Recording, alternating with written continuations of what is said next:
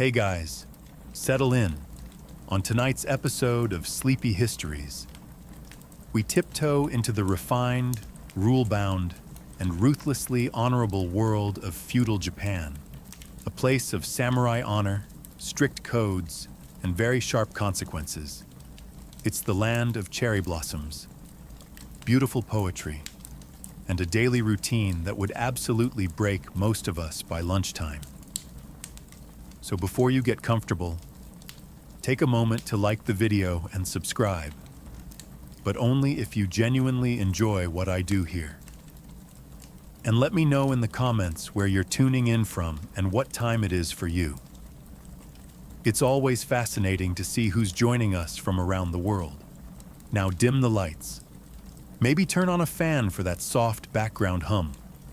And let's ease into tonight's journey together. In feudal Japan, you don't wake up and choose your path. You wake up and it's already been chosen. By birth, by blood, and by people who've been dead for 6 generations. Your role in society isn't a suggestion. It's a life sentence. Were you born into a samurai family? Lucky you. You're now responsible for the blade, the bow, and 10,000 ways to sit properly in front of your lord. Born a peasant. Congratulations. You'll be spending the next 40 years ankle-deep in mud, and your children will too, forever. There is no resume.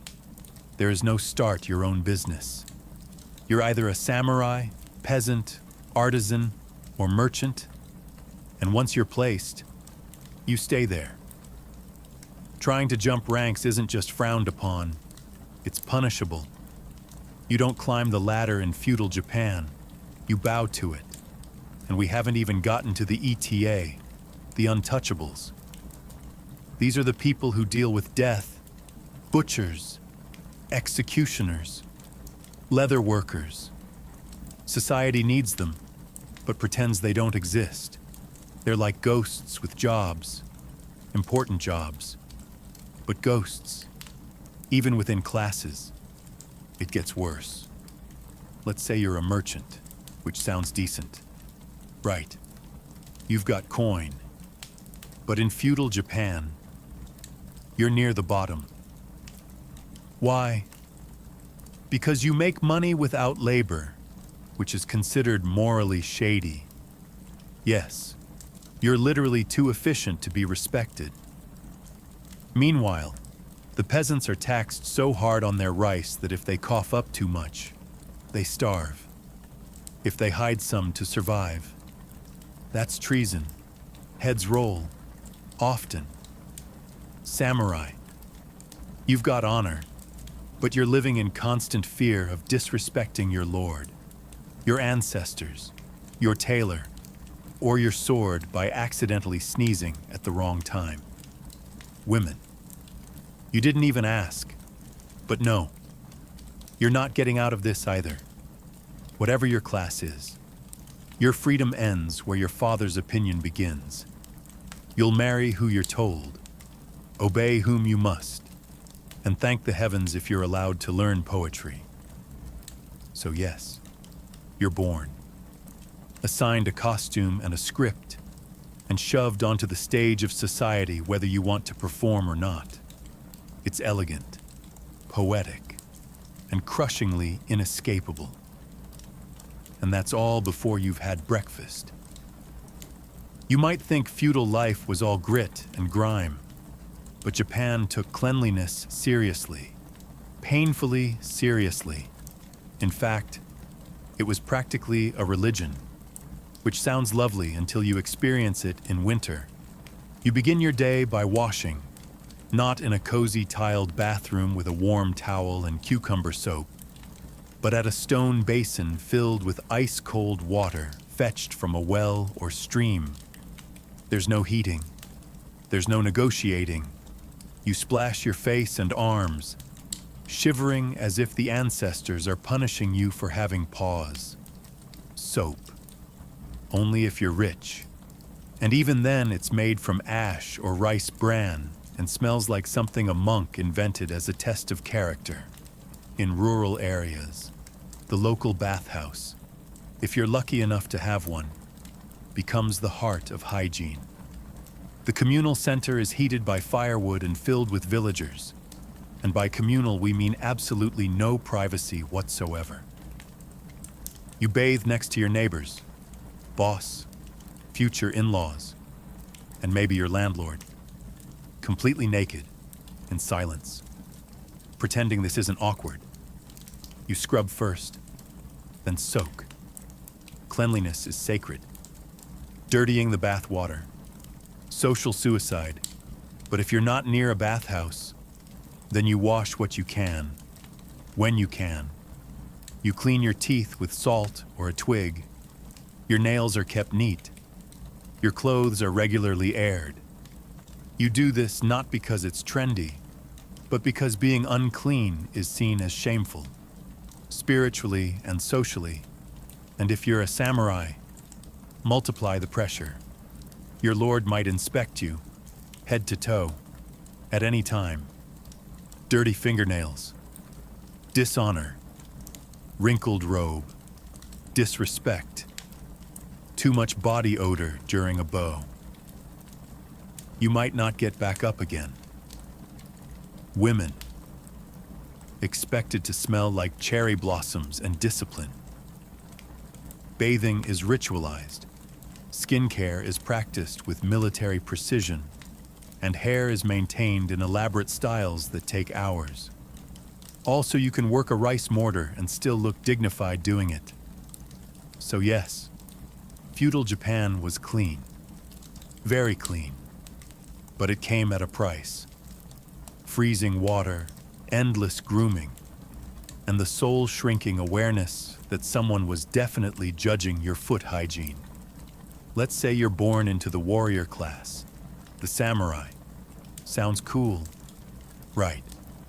Fancy swords, silk robes, poetic sword fights under cherry blossoms.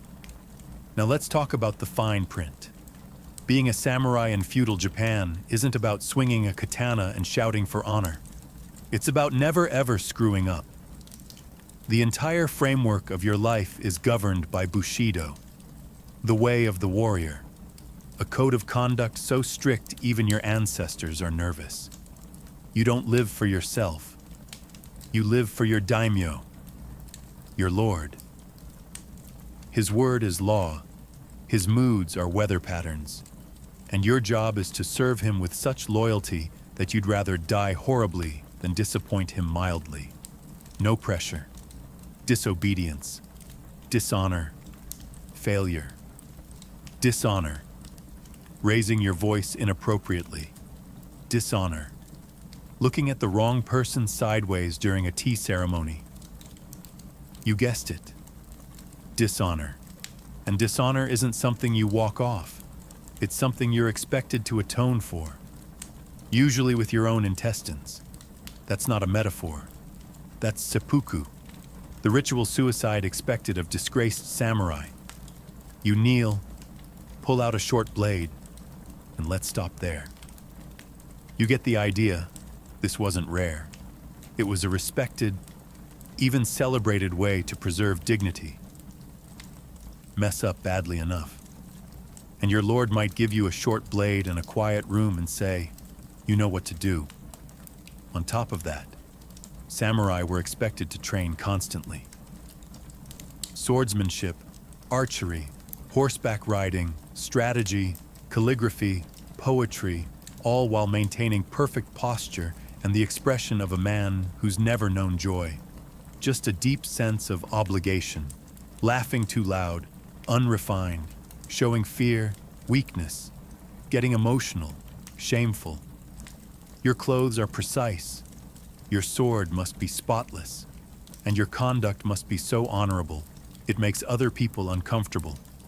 And if you ever raise your sword in anger without cause, insult a superior, or lose a duel, you don't just lose, you lose everything. Being a samurai isn't about glory. It's about discipline, silence, and surviving each day without blinking wrong. So yes, you look good in armor, but your one eyebrow twitch away from existential catastrophe. So you weren't born a samurai, no sword, no poetry, no chance of dramatic ritual disembowelment. That's the good news. The bad news, you're a peasant, which means your entire existence is a combination of dirt, sweat, back pain, and government-mandated rice delivery. You wake up with the sun, not because you're one with nature, but because the land tax doesn't pay itself. And also, your thatched hut has no doors, no windows, and someone's goat just walked across your bed mat. Breakfast, if you're lucky, a bowl of rice porridge and a side of last week's pickled something. If you're unlucky, it's pretend you're not hungry, with a splash of river water. Then it's off to the rice fields, which sound peaceful in travel documentaries, but are in reality mud pits designed to break your soul slowly over 12 hours. You plant, you weed, you hope a bandit raid doesn't happen today. And when the sun goes down, you limp home, only to discover that one of your oxen is missing. And the village headman would like to speak with you about your grain shortfall. Taxes are relentless. You don't get paid in coins. You pay them with rice. Your family eats what's left, which isn't much, especially if the harvest was bad, or if your lord's nephew accidentally rode a horse through your plot during a military drill. Want to complain? That's adorable. You can't. Talking back gets you whipped, exiled, or promoted to corpse. If you're really lucky, you might become a village elder, which means people still don't listen to you. But now ask for your advice right before ignoring it. And remember, you're legally not allowed to leave your village without permission. You are, in effect, a rice-based prisoner with seasonal ankle rot. Festivals. There are some. You get drunk on week's sake, dance in a circle, and try not to think about how planting season starts again in 4 days. So yes, you are the foundation of the economy, the reason the samurai eat, and the person everyone forgets exists. And no, you do not get a day off. Because feudal Japan believes in hard work, generational suffering, and keeping expectations extremely, extremely low. You're hungry.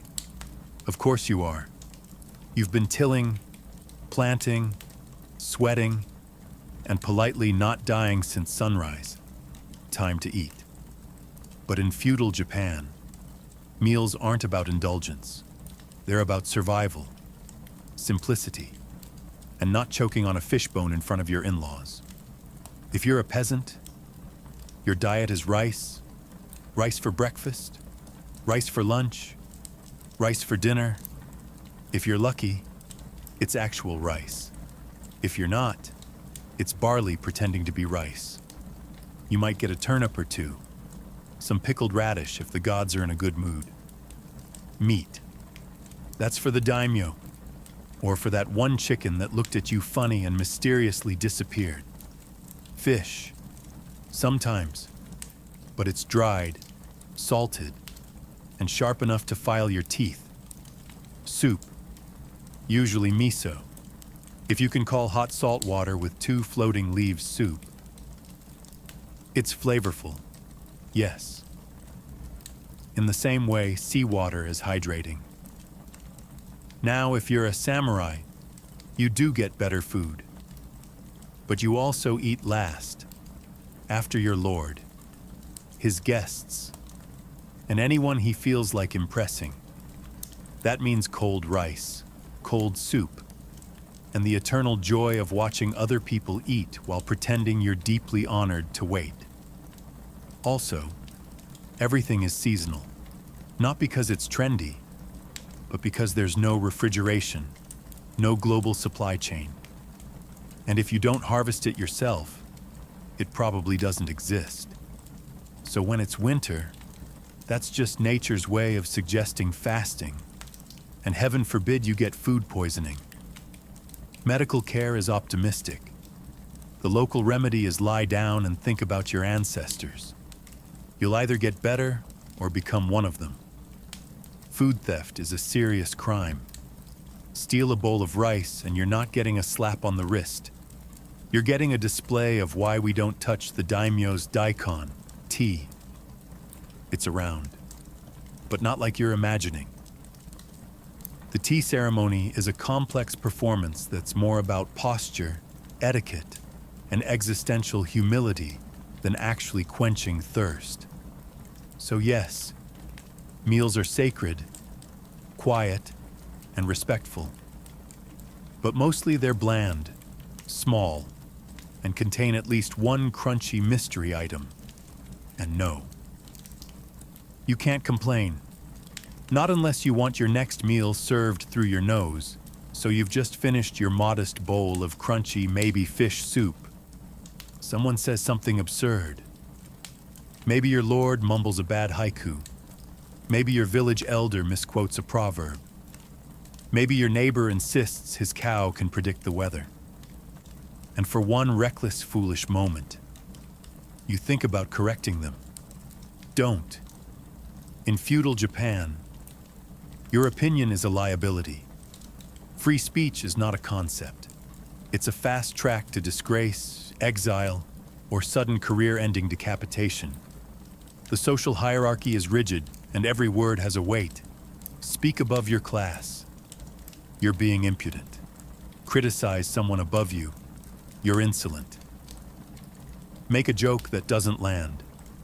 That's treason adjacent. Even within families, you tread carefully. A son doesn't interrupt his father. A wife doesn't correct her husband. And no one, absolutely no one, questions the daimyo unless they've always wanted to explore the afterlife via sword tip. Samurai are trained to speak with measured calm, even when furious. A sharp tongue is worse than a dull blade. It's unbecoming. It's dangerous. And it might force someone into the position of having to kill you to restore their honor. Which brings us to apologies.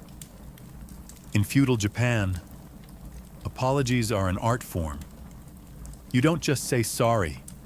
You bow, you grovel. You possibly write a poem about your shame. You might even send a gift, like a live bird or a decorative comb, while sincerely hoping the person receiving it doesn't decide to duel you anyway.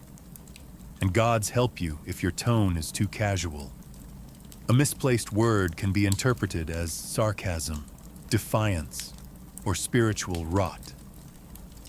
Silence is almost always safer. Even humor is a tightrope walk. Laughing at the wrong thing could be seen as disrespect. Laughing with someone important might imply you think you're on their level. And that's how people end up mysteriously reassigned to the far north. So yes, you're free to speak, technically. But in practice, you nod, smile, and pray your opinion never tries to escape your mouth. Because in feudal Japan, loose lips don't just sink ships. They sink social standing, reputations, and sometimes your entire bloodline. In feudal Japan, fashion isn't about self-expression. It's about making sure everyone knows exactly how far below them you are. Just by looking at your sleeves, your clothing doesn't reflect your personality. It reflects your position, your purpose, and whether or not you're legally allowed to carry a sword without getting tackled by a samurai. Let's start at the top. Samurai wear layers of silk robes, sometimes armored, always dignified. Their outfits are carefully arranged to signal status and readiness. The colors, deep blues, earthy browns, and the occasional blood-red flourish, elegant, ominous, and almost always implying, I have killed a man for less than a fashion faux pas. And of course the swords. A samurai's daisho, the paired long and short swords, is more than a weapon set. It's a walking badge of authority. Drawing one in public is a last resort. Wearing them improperly is a first step toward being publicly corrected with extreme sharpness. Peasants, on the other hand, wear cotton and humility, brown, gray, and beige dominate your wardrobe. It's not because they're minimalists. It's because dyed fabric costs money, and you're too busy surviving to worry about coordinating hues. Your outfit says, yes, I work in mud. No, I didn't choose this lifestyle. Yes, these are my only sandals. Merchants wear finer materials. They have money, after all. But they're still socially ranked below samurai and peasants, so they keep it muted. Rich, but not too rich. Silk, yes, but subdued.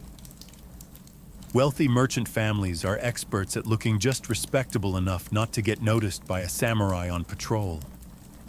Artisans and craftsmen dress neatly but modestly. Their clothing is durable, practical, and most importantly, unobtrusive. Drawing attention to yourself is considered a personality defect. And then there are women who must strike a delicate balance between grace, obedience, and wearing 12 pounds of folded symbolism. Hairstyles are coded, kimono patterns are seasonal, and if you wear a color meant for a different festival, congratulations, you've just dishonored your entire household and possibly started a neighborhood whisper war. In short, what you wear isn't just about clothing, it's about rank, ritual, and surviving daily judgment from both heaven and your mother-in-law. So you're imagining moonlit walks beneath cherry blossoms, whispered poetry under paper lanterns, perhaps a dramatic kiss between a samurai and a forbidden princess. Yeah. No. In feudal Japan, love is a side quest, and not one you're likely to complete. Marriage isn't about feelings. It's about alliances, status, rice taxes, and not embarrassing your ancestors. If you're a peasant, your marriage is arranged by your parents and maybe the village elder. Romantic compatibility isn't discussed. Sturdy legs and healthy teeth are considered more important. If you're from a samurai family, the stakes are even higher. Marriage is a tool of politics. Your partner is chosen to solidify a clan alliance, secure land, or pay off a grudge with a nice kimono. The goal isn't happiness, it's stability. Ideally one that doesn't collapse during harvest season. Love letters. Maybe. But only if they're written in perfect calligraphy, using the appropriate seasonal metaphors, and passed along discreetly by a maid who definitely knows too much. Women, of course, have even less say. A samurai daughter may be married off at 15, required to master calligraphy, etiquette, needlework, and the fine art of never expressing disappointment out loud. Her job is to bear sons, serve tea, and absolutely never fall in love with the flute teacher. Actual romantic love, the kind with stolen glances and passionate declarations, is the domain of poets, theater plays, and tragic ghost stories. If you want to experience love in feudal Japan, you'll need to watch a no-drama about two doomed lovers who turn into mist. And if you try to step outside your assigned relationship structure, good luck. Adultery can lead to exile, disgrace, or death by sword-related disapproval. The punishment might be carried out by your spouse, your lord, or your in-laws, whoever gets there first. Even for samurai, taking a concubine was common, But that didn't make things easier. It just added more people to disappoint silently. So yes, people fell in love, secretly, painfully, occasionally with the wrong person, and always at the worst possible time. Because in feudal Japan, love wasn't forbidden. It was just dangerously inconvenient. In feudal Japan, death isn't a distant concept. It's your neighbor, your coworker, your roommate, who never pays rent but is always around. You don't plan for retirement. You plan for your exit. Because death isn't a tragedy here. It's part of the script. Let's start with the samurai. These honorable warriors walk around with 2 swords and a personal death plan. If they lose a battle, seppuku. Insult their honor, seppuku. Spill sake on the daimyo's robe, seppuku with dramatic background music. And it's not private.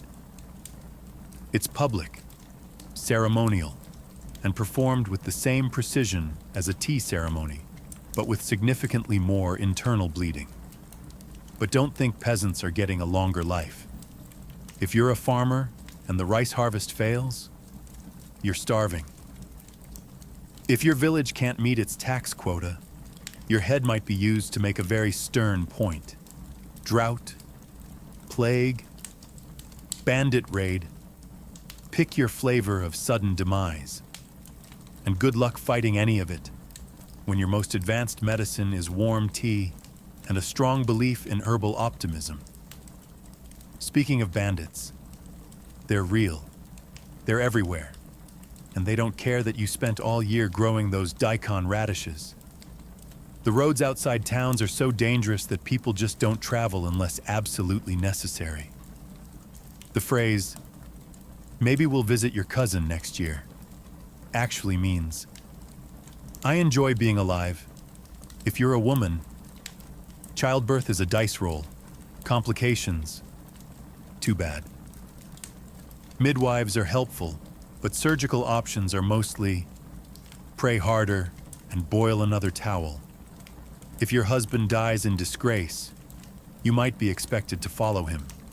Not emotionally, but literally with a dagger. And let's not forget nature itself. Earthquakes, floods, tsunamis, famines.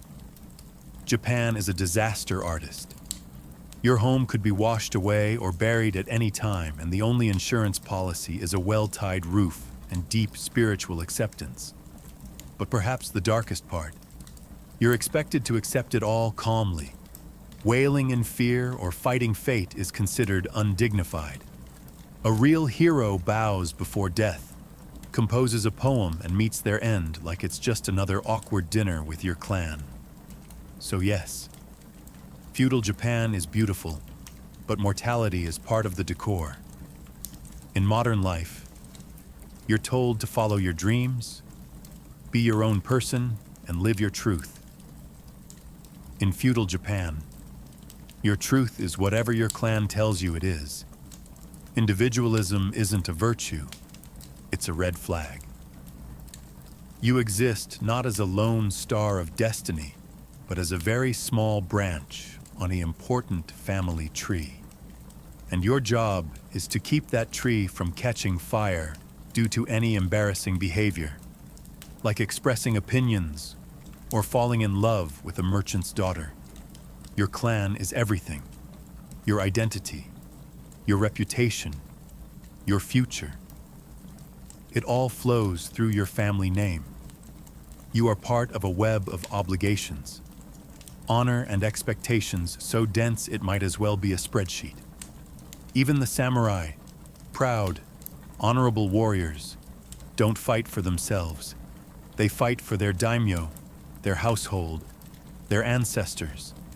And if they die, ideally it's in a way that makes everyone above them look great.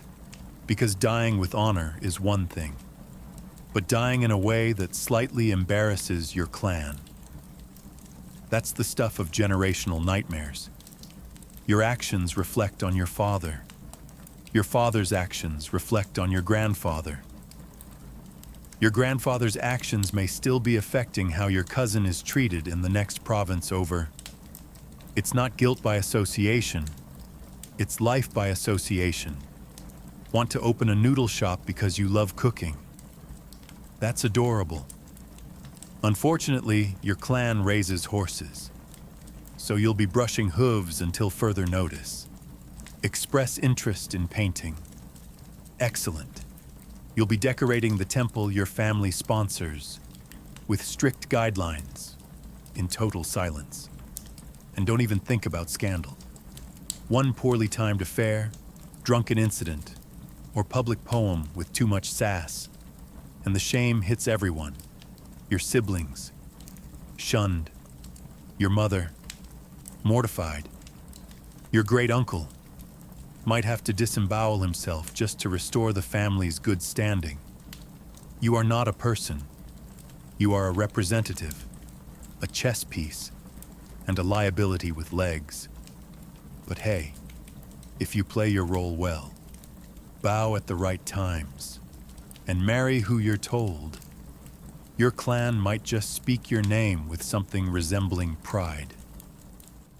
And that's the feudal Japanese version of a personal achievement badge. Let's say you've survived the social hierarchy, the sword duels, the honor system, and the rice tax. Congratulations. Now try surviving the weather. Feudal Japan is a masterpiece of natural beauty. Snow-capped mountains, serene forests, blooming cherry blossoms, and an absolute nightmare of environmental chaos. The scenery is gorgeous. The climate wants you dead. Start with typhoons, massive storms that arrive like angry gods, bringing rain, wind, and the structural integrity of a rice paper wall. Roofs fly off, roads vanish, the rice you spent all season planting, floating gently downstream. Then there are earthquakes, sudden, violent, and completely unpredictable. There's no warning siren, no alert system, just a faint rumble, a brief moment of existential confusion, and then your house is sideways. If you survive the shaking, you still have to worry about fires. Because everything is made of wood, including your bad decisions. Flooding is common, too much rain, and the rivers swell. Your village becomes a muddy soup bowl. Your crops drown, your animals wander off. Your landlord still wants taxes, of course. Now with interest. Droughts are just as cruel. Weeks of punishing sun and no rain leave the land cracked, and the rice fields dry as a monk's humor. You pray to the gods. You do rituals. You start eyeing the neighbor's well with deep suspicion.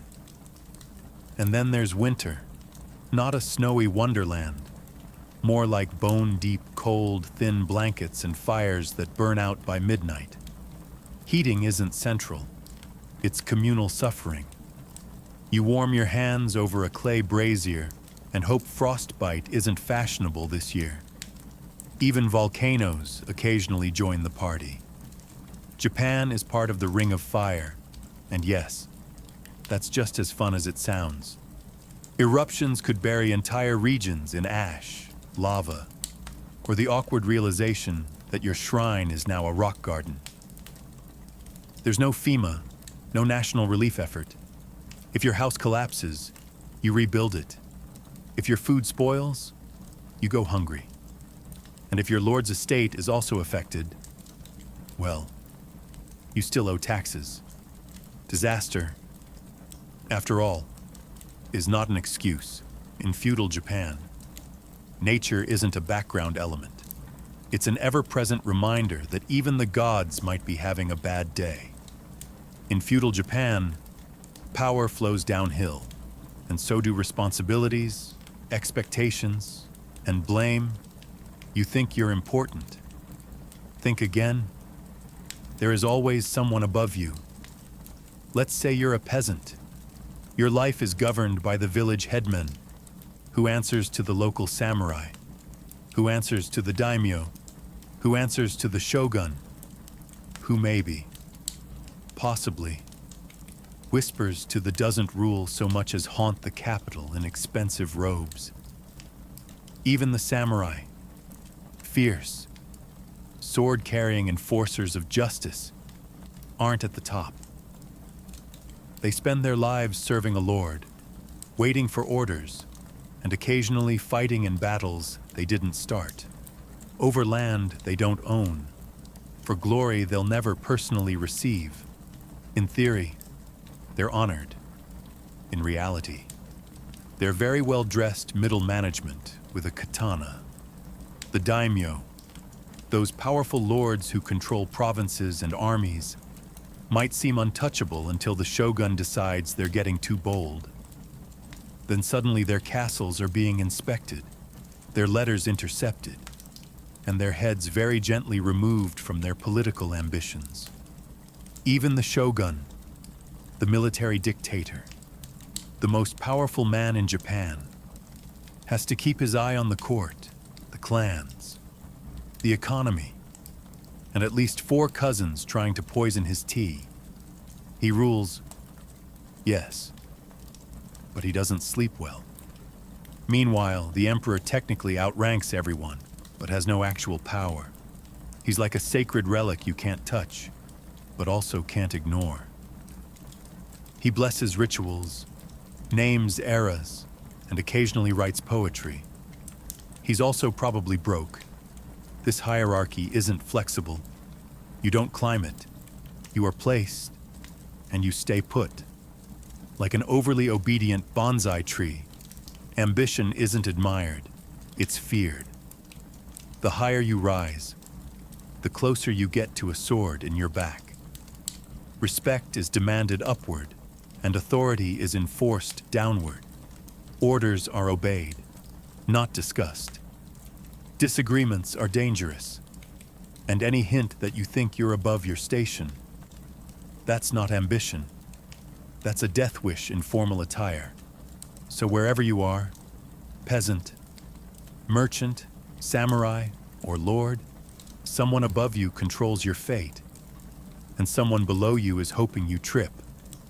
In feudal Japan, what you learn, and whether you learn anything at all, depends entirely on where you sit on the social ladder. Spoiler, if you're near the bottom, the ladder is mostly invisible, and occasionally on fire. Let's start at the top. Samurai children, they're the lucky ones. From a young age, they're trained in reading, writing, swordsmanship, etiquette, poetry, archery, horseback riding, and the ancient art of looking unimpressed at all times. A samurai boy learns how to compose a death poem by 14. You were just figuring out cursive. Their education is rigorous, but with a clear purpose: to serve, protect, and not embarrass the clan. They study Chinese classics, Bushido principles, and how to bow so precisely that the gods take notes. Then there are merchant and artisan families. They get some education, usually math, record keeping, maybe a bit of reading, but only what's necessary for business. You're not reading Confucius. You're learning how to calculate the cost of pickled turnips in bulk. Practical? Yes. Glorious. Not really. Peasant children. Education looks like this. This is a hoe. This is rice. Now start working before the sun beats us to it. Your parents teach you how to farm, how to survive, and how to politely not die in front of the tax collector. Literacy is rare.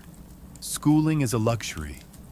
The only scroll you'll read is the one nailed to a tree explaining why your taxes just went up again. And girls, unless you're from a high-ranking family, you don't get much formal education at all. You're trained in domestic skills, sewing, etiquette, tea ceremonies, and how to maintain silence while maintaining a household. If you're really fortunate, you might learn calligraphy or poetry, as long as it doesn't distract you from folding laundry with spiritual precision. Education in feudal Japan isn't about personal growth. It's about fulfilling your role without asking questions. The idea of learning for fun would make most elders faint into their sake cups. So yes, knowledge is power, which is exactly why they kept it so tightly controlled. Feudal Japan is a land of breathtaking aesthetics. Everything, from the curve of a fan to the placement of a teacup, seems designed to soothe the soul and impress your ancestors. But here's the catch. You can and will be judged for doing it wrong. Culture in feudal Japan isn't just art. It's performance with consequences. The way you arrange flowers, pour tea, or fold a kimono isn't left to whimsy. It follows strict codes that have been around longer than your entire bloodline. One misplaced blossom and suddenly you're the talk of the village, and not in a fun, flirty way. Take the tea ceremony, for example. It looks like a quiet, peaceful ritual. In reality, it's a social minefield. Everything is timed. Every movement is choreographed. The guest must sit just so, turn the cup twice, express humble gratitude, and drink in silence, all while mentally calculating whether they've bowed too early, too late, or too enthusiastically. Make a mistake. At best, it's awkward. At worst, it's seen as a character flaw or a moral failing passed down from your disgraceful great-granduncle. Then there's calligraphy, a beautiful form of expression. Right, wrong. It's a test of discipline, personality, and the alignment of your inner spirit. That brushstroke isn't just ink. It's a reflection of your soul's posture. Messy handwriting might as well wear a sign that says, emotionally unstable and bad at bowing. Even poetry is dangerous. You don't just write a haiku. You write it in the proper season, on the correct type of paper, using metaphor that references both nature and your emotional landscape, without getting too personal, too passionate. You lack refinement, too dry. You're spiritually cold, too clever. You're showing off, and now no one's inviting you to the moon viewing party. Culture here is a delicate game. You participate not to relax, but to prove that you are composed, refined, and deeply deathly afraid of appearing uncultured. Beauty in feudal Japan isn't effortless. It's a battlefield in silk robes. And if your ikebana arrangement doesn't follow the rules, well, may the gods have mercy on your bonsai. After all we've seen, the hierarchy, the hygiene, the honor, the endless rice. Let's be honest, you wouldn't last a day in feudal Japan. Not because you're weak, not because you're soft, but because this wasn't a society designed for survival. It was one designed for submission, precision, and quiet, relentless obedience. Every moment was a test of posture, of loyalty, of whether or not you bowed at precisely the correct depth, while reciting a seasonal greeting in the right emotional tone. If you failed, there were consequences. Public shame at best, ritual death at worst. There were no days off, no just being yourself. You were born into a role, handed a script, and expected to perform it with deadly elegance for the rest of your life. Deviating wasn't seen as brave. It was seen as dangerous. The individual didn't matter. The clan did. The lord did. The land did. If you were a samurai, you carried the weight of centuries of honor and the very real threat of having to recite poetry before slicing open your own abdomen. If you were a peasant, you worked the land from dawn until your spine became a question mark, hoping the weather didn't betray you, or your lord didn't. If you were a woman, your life was a carefully managed exercise in grace, silence, and sacrifice. And if you were anyone else, well, the system was designed to make sure you stayed exactly where you were. Feudal Japan was beautiful, yes, breathtakingly so. The architecture, the rituals, the poetry, the art, all meticulously curated. But that beauty came with sharp edges. It required discipline so tight it could snap bones. It demanded respect so absolute it swallowed individuality whole. So no, you wouldn't last. You'd speak out of turn, or laugh too loudly, or accidentally step over a threshold with your left foot instead of your right. You'd forget to bow, you'd ask a question, you'd want to change something, and that alone would mark you as a threat to the order. But that's the brilliance and the tragedy of feudal Japan. It wasn't made to be easy, it was made to endure, in an age where women were barely allowed to speak in public, let alone command an army. Artemisia of Caria existed like a historical glitch, someone who absolutely, by all the rules of ancient society, should not have been possible. And yet, there she was, seated on a throne wearing the double burden of queen and naval commander, plotting war alongside some of the most powerful men of the ancient world. Artemisia ruled Halicarnassus, a city nestled along the southwestern coast of Asia Minor, modern-day Turkey. Technically, a vassal under the sprawling Persian Empire. Halicarnassus was part of a patchwork of territories often caught in the gravitational pull of regional powers. But Artemisia didn't simply inherit a political position. She made it dangerous. She was Greek by blood, Persian by loyalty, and a woman by biology. Each identity carrying immense weight in an age dominated by iron and testosterone. Her father was likely of Carian descent, while her mother hailed from the island of Crete. Upon her husband's death, instead of stepping aside for a male successor, Artemisia claimed the reins of power.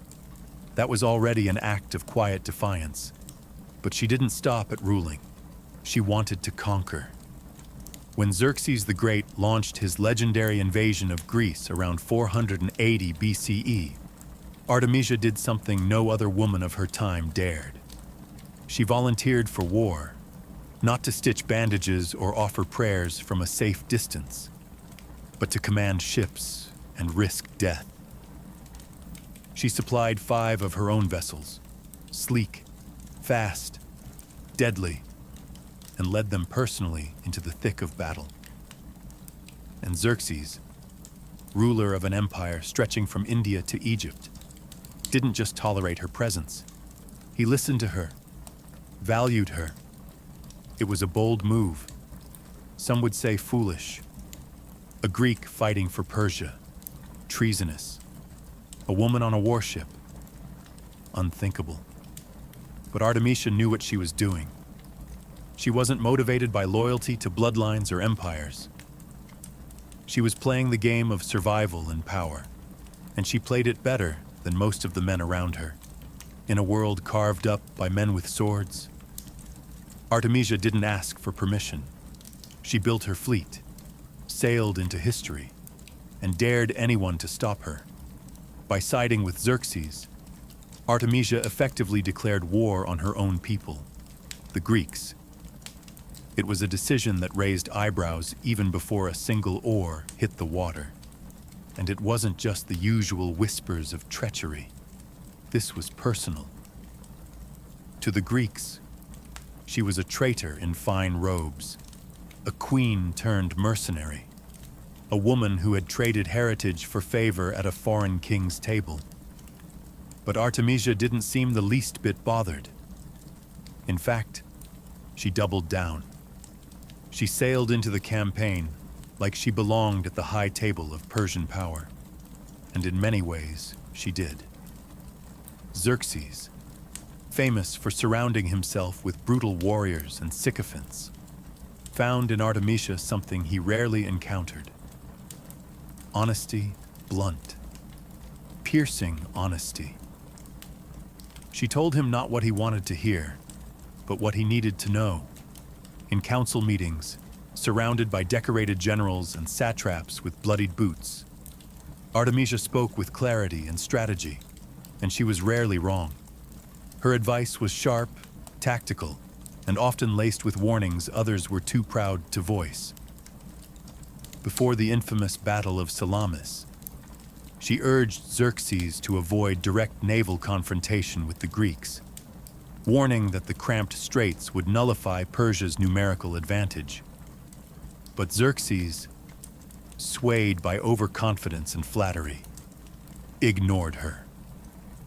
That decision would come back to haunt him, even among her Persian allies. Artemisia's presence was complicated. Many commanders resented her authority. After all, she wasn't just a woman. She was a Greek woman. One who told truth to power and led her own ships with unnerving precision. She wasn't there as a figurehead or symbolic mascot. She was there to win, and that unsettled more than a few mustachioed warlords who'd spent their lives in the business of conquest. Meanwhile, back in Greece, her name spread like a stain. Herodotus, himself from Halicarnassus, seemed both fascinated and baffled by her. He documented her with the mix of awe and suspicion usually reserved for mythical creatures. To some, she was Medusa in a breastplate. To others, a misunderstood genius with the audacity to think like a man, and better than most of them. Artemisia was many things: loyalist, strategist, traitor, visionary, but above all, she was a political animal who understood one hard truth. In war, identity bends. Only power remains. If there was ever a stage that tested Artemisia's brilliance and boldness, it was the Battle of Salamis. This wasn't just any battle. It was the naval showdown of the Greco-Persian Wars. The Persian fleet, massive and overconfident, squared off against a much smaller but strategically positioned Greek navy in the narrow straits near Athens. It was here that Xerxes' campaign would falter, and it was here that Artemisia would make one of the most shocking tactical moves of her career. Let's rewind slightly. Artemisia had warned Xerxes not to engage the Greeks in these narrow waters. She argued, correctly, that their superior maneuverability and familiarity with the terrain would nullify the Persians' size advantage. But Xerxes, intoxicated by numbers and pride, dismissed her warning. He wanted a spectacular victory. What he got instead was humiliation. As the battle raged, chaos swallowed the Persian lines. Ships collided, formations broke, and Greek triremes darted like sharks between lumbering vessels. It was a slaughter, and in the middle of it all was Artemisia, commanding her flagship, surrounded by allies and enemies, trying to survive a collapsing battle. Here's where things get wild. With a Greek ship pursuing her relentlessly, Artemisia made a decision that historians still debate today. She ordered her ship to ram and sink another Persian vessel, one from an allied king no less. The move was so unexpected that the Greeks, assuming she must be on their side, stopped chasing her. She slipped away untouched. Xerxes, watching from a hilltop, supposedly witnessed this and turned to his aides exclaiming, "My men have become women, and my women have become men. It was perhaps the highest praise he ever gave a subordinate, especially one who had just sacrificed a friendly ship to save herself. But Artemisia's move wasn't just about survival. It was strategy, misdirection, and cold-blooded calculation wrapped into one. She read the battlefield in real time and made a split-second decision that saved her ship, her crew, and possibly her own life. It was controversial, it was brutal, but it worked. While many Persian commanders died that day or fell into disgrace, Artemisia sailed back not as a failure, but as one of the only leaders Xerxes still trusted. The Persian fleet limped back from Salamis, humiliated. Ships were lost, morale shattered, and the myth of Persian naval invincibility obliterated. For many commanders, this was the beginning of the end. But for Artemisia, it was a strange kind of triumph.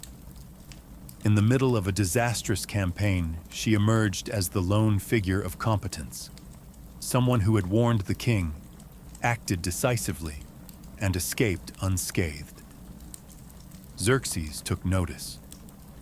Now back on land, licking the wounds of defeat, the Persian war machine had to pivot, and in a rare moment of candid trust, Xerxes turned once again to Artemisia, not as a novelty, but as his most reliable advisor. He asked her a deeply personal question. What should he do next? Artemisia, ever blunt, told him exactly what no proud emperor wanted to hear. Retreat. She urged him to return to Persia and leave his trusted general Mardonius in charge of the remaining campaign in Greece. You've achieved what you needed. Athens has burned. Don't push your luck. That was essentially her message. And incredibly, Xerxes listened. The man who had ignored most of his war council followed the advice of a single woman. It was a moment that confirmed what others had only suspected. Artemisia wasn't just brave. She was politically lethal. She knew when to fight, when to deceive, and now when to walk away. Her power didn't come from brute force. It came from clarity, something in short supply among kings and conquerors. In the aftermath, she was entrusted with the guardianship of Xerxes' sons, an honor that spoke volumes. In ancient courts, you didn't hand your heirs to just anyone. You chose someone whose loyalty was ironclad and whose judgment could be trusted. Artemisia, a woman born on the fringes of empire, had now placed herself right at its heart, back in Halicarnassus. She returned not as a queen uncertain of her place, but as a figure of undeniable consequence. Her legend began to root. She wasn't just a ruler anymore. She was the woman who stood face to face with empires and didn't blink. Where most would have sought safety and silence, Artemisia had stepped into war and somehow came back more powerful than when she left. While Artemisia's military feats gained her notoriety, her legacy didn't grow alone on the battlefield. It also thrived in the minds of those who recorded it, especially in the pen of Herodotus, the so-called father of history, who just so happened to be born in Halicarnassus, the very city Artemisia ruled. This geographic coincidence added an almost eerie intimacy to his account of her life. He wasn't writing about some distant myth. He was writing about his queen. And yet Herodotus didn't present her as a caricature of feminine virtue or villainy. He painted her as something much rarer in historical record, a competent, calculating, and compelling leader. His account of the Battle of Salamis highlights not only her courage, but her cold pragmatism, the sinking of the Allied ship, the escape under Greek confusion, the brutal brilliance of it all. In Herodotus's work, Artemisia becomes more than a commander. She becomes a contradiction, both admired and feared, respected and suspected. But make no mistake, that respect was hard-earned. She existed in the shadow of men, powerful ones like Xerxes and Mardonius, but somehow she outshone them all. While they drowned in ambition, she floated on foresight. She knew when to fight and when to vanish. That kind of wisdom is rare.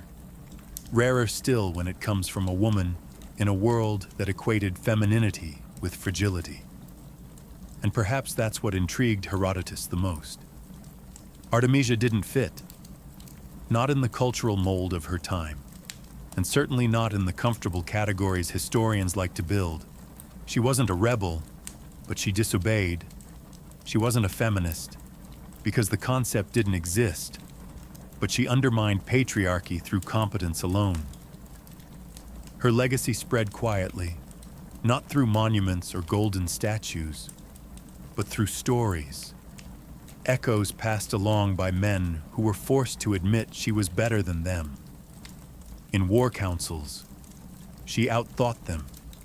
In battle, she outmaneuvered them. And in politics, she outlasted them. For all their noise, the men of her time ended up needing scribes to keep their memory alive. Artemisia had something better: awe. And as Herodotus put down his scroll and dipped his pen again, he wasn't just writing history. He was recording a riddle in the shape of a queen. Strangely enough, the name Artemisia didn't vanish after her death. About a century later, it returned. This time in the form of another queen, Artemisia the Seku of Caria, a namesake and likely descendant who also ruled Halicarnassus. But while the second Artemisia never commanded fleets in battle, she too would carve her name into the bones of history. Quite literally. Her claim to fame: building one of the 7 wonders of the ancient world, the mausoleum at Halicarnassus. The second Artemisia commissioned this towering marble tomb for her husband Mausolus, who was also her brother, because ancient dynastic politics never fail to get awkward. But it wasn't just a tribute to grief. It was a statement, a monument to Carian identity, and an echo of the strength that the first Artemisia had once wielded. Historians have long debated whether the two women were directly related, mother and daughter, aunt and niece, possibly not related at all. But one thing is clear: the name Artemisia had by then become synonymous with power, intellect, and bold rule. The legacy of the original queen had seeped so deeply into the identity of Halicarnassus that future generations wore it like armor.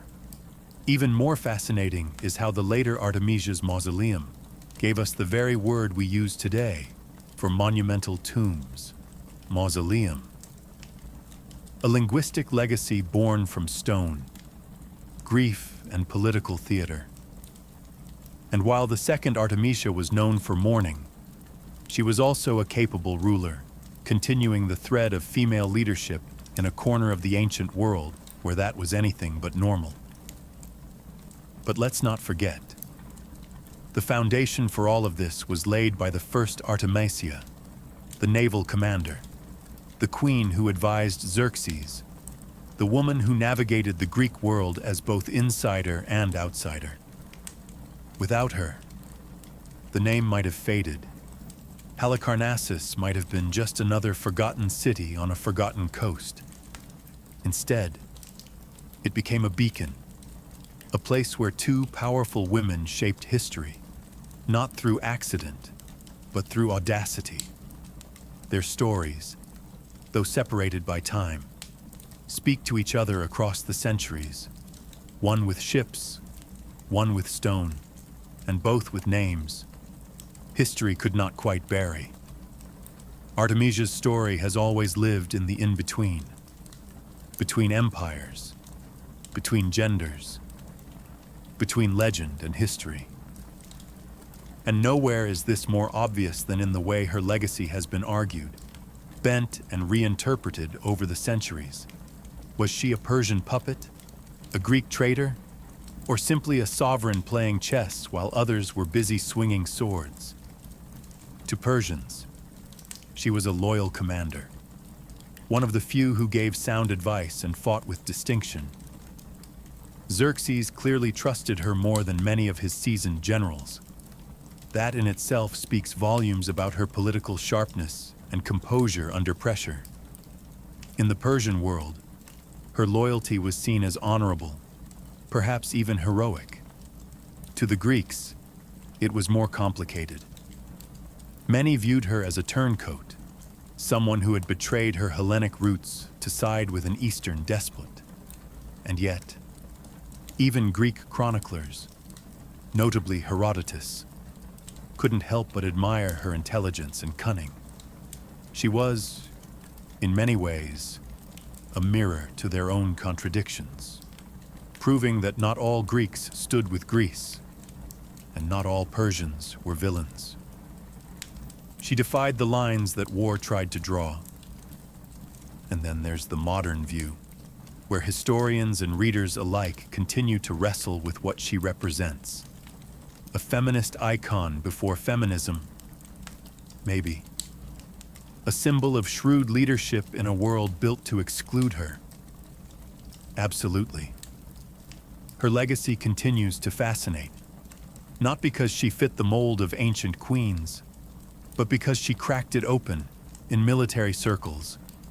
She is still cited in naval histories, often as a rare case of a woman commanding warships in antiquity. In literary and political circles, she appears as a symbol of reason in an age of hubris, and in popular culture, she occasionally resurfaces, sometimes twisted, sometimes glamorized, but always unmistakable. But here's the truth. Artemisia didn't care about legacy, not in the way we do. She wasn't building a brand or writing memoirs. She was trying to survive, to rule, to win.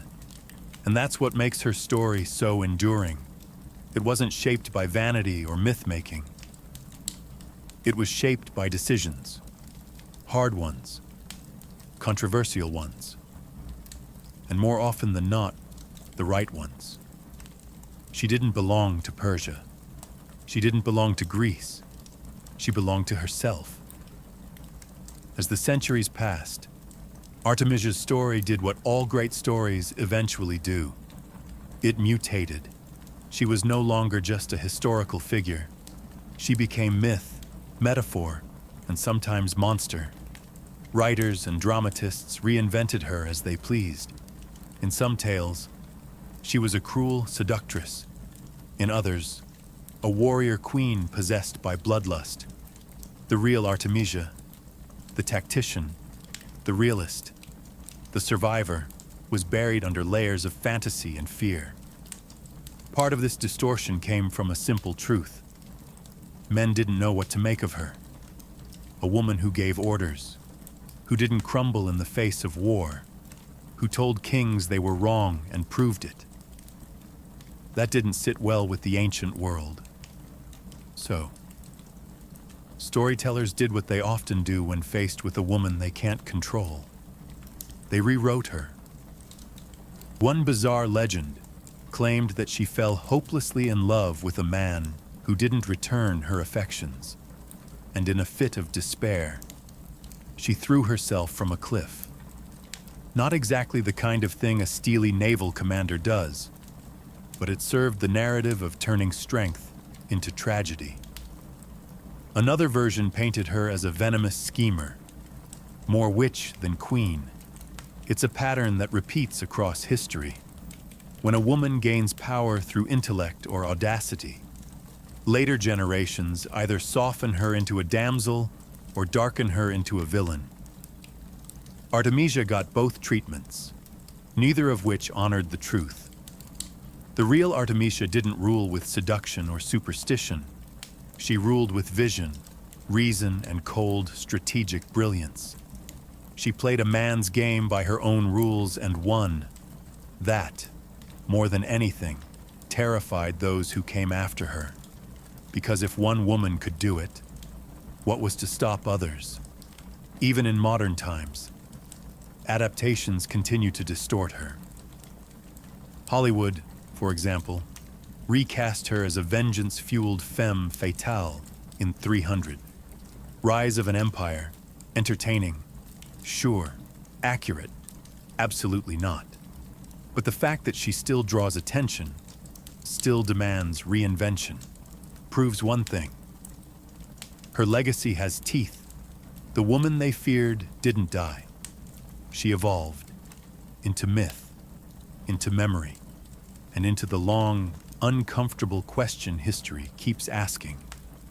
What if more women had been like Artemisia? When Artemisia of Korea vanished from the records, she didn't vanish from history. She simply shifted form, like the wake left behind a warship. Her legacy rippled outward long after she sailed her final voyage. No grand tomb marks her resting place. No statues survive bearing her likeness. And yet, her presence endures, etched into the bones of Halicarnassus, whispered in the pages of ancient chronicles, and debated in the halls of every historian trying to understand how she pulled off the impossible. Because Artemisia's life was exactly that. Impossible.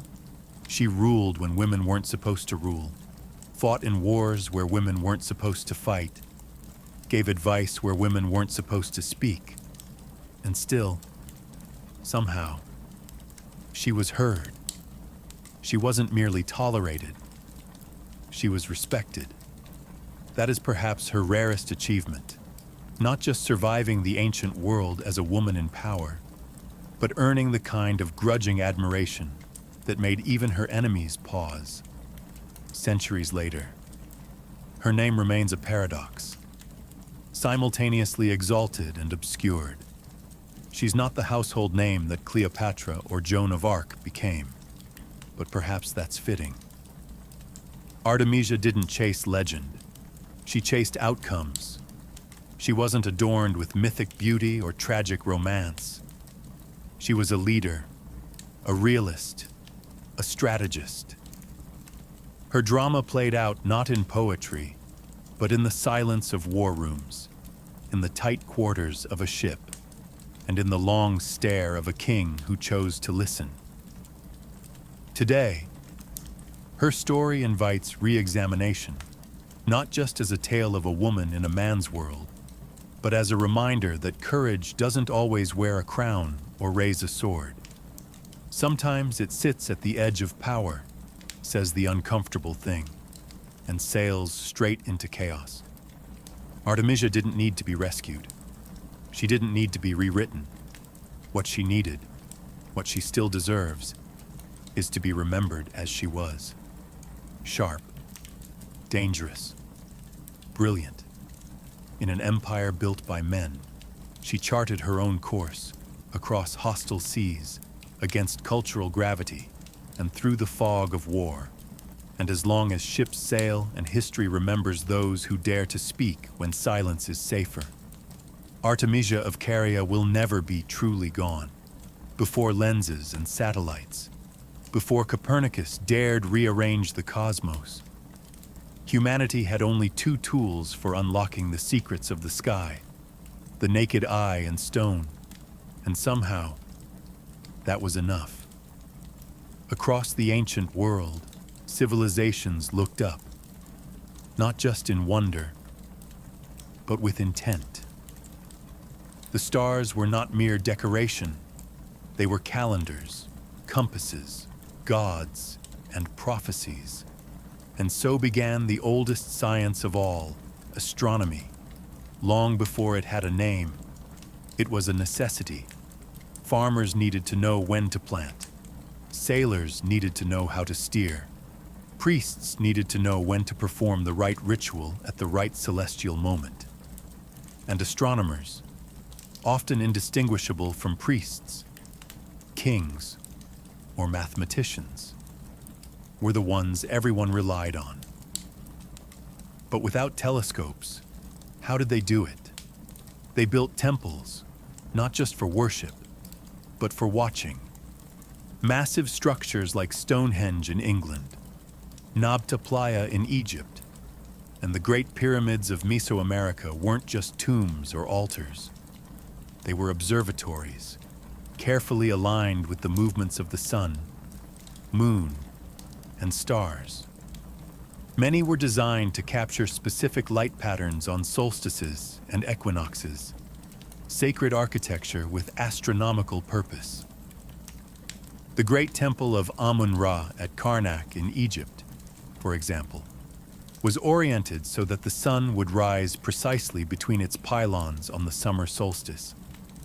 The Maya at Chichen Itza built El Castillo, a pyramid that casts a shadow of a serpent slithering down its staircase on the spring and autumn equinoxes. In India, vast stone instruments like the Janta Mantar allowed astronomers to track the declination of celestial bodies with remarkable precision. These weren't accidents. These weren't crude guesses. These were deliberate, data-driven feats of cosmic engineering, and they weren't isolated. From the Andes to the Nile, from Babylon to Beijing, humans were building with the stars in mind, sinking stone with starlight. They charted planetary motions, eclipses, and even retrograde movement with nothing but patience, observation, and a deep sense of cosmic order. The sky wasn't just watched, it was measured, mapped, and built into the very bones of their cities. Long before glass could magnify the heavens, civilizations were already recording their rhythm in stone, in silence, and with astonishing accuracy. In the sun-baked floodplains of ancient Mesopotamia, the Sumerians looked up and saw not just stars, but structure. Around 3000 BCE, they weren't simply telling stories about the heavens. They were organizing life around them. To the Sumerians, the sky wasn't random. It was a cosmic schedule, and their job was to interpret it correctly. These early astronomers laid the groundwork for what we now call celestial mechanics. They observed the regular motions of the sun, moon, and planets, and realized these movements weren't chaos. They were clocks. That's how they developed one of the earliest known calendars, dividing the year based on the lunar cycle. It wasn't perfect, but it was remarkably effective for tracking agricultural and ritual events. And speaking of time, the Sumerians gave us the sexagesimal system, the base 60 counting method, still baked into how we measure minutes, seconds, and degrees. When you glance at a clock showing 60 minutes in an hour, or 360 degrees in a circle, you're echoing a 5,000-year-old way of thinking. They didn't have telescopes, but they had ziggurats, step towers rising toward the heavens. From these platforms, priest astronomers kept careful records on clay tablets, noting when Venus appeared on the horizon, when the moon turned red during an eclipse, or when a star cluster returned after months below the horizon. Their word for these watchers, Umanu, learned ones. Both scientists and spiritual guides, over time, Sumerian stargazing would evolve into something more systematic. Their descendants, the Babylonians, built vast star catalogs, predicted eclipses with eerie accuracy, and gave names to constellations that are still in use today. But it all began with the Sumerians, scribbling celestial movements in cuneiform and laying down the earliest astronomical records we've ever found. Perhaps most impressive is how this early science blended seamlessly with mythology. To them, the sky was divine, yet predictable.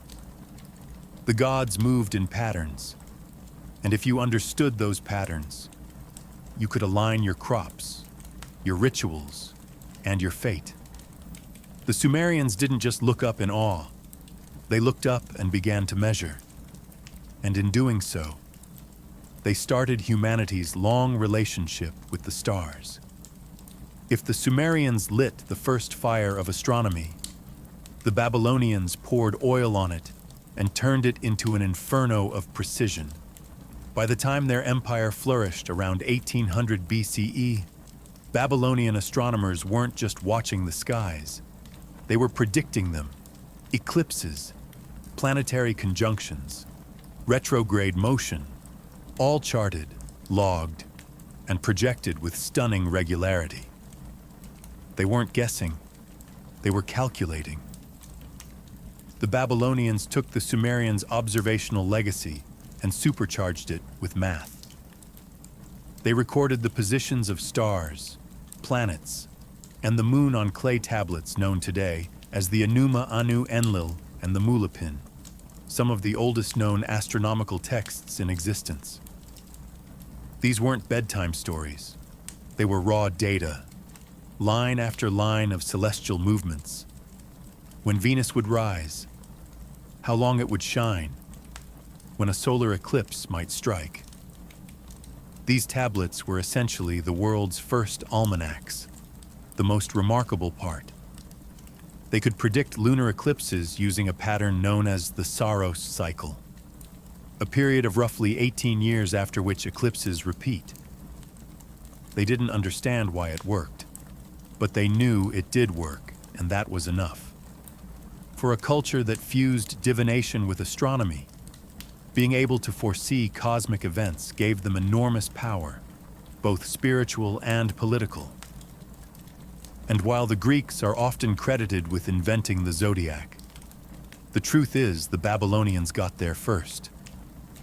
They divided the sky into 12 equal parts, each anchored to a constellation, and laid the foundation for what would become the zodiac signs we still use and misuse today.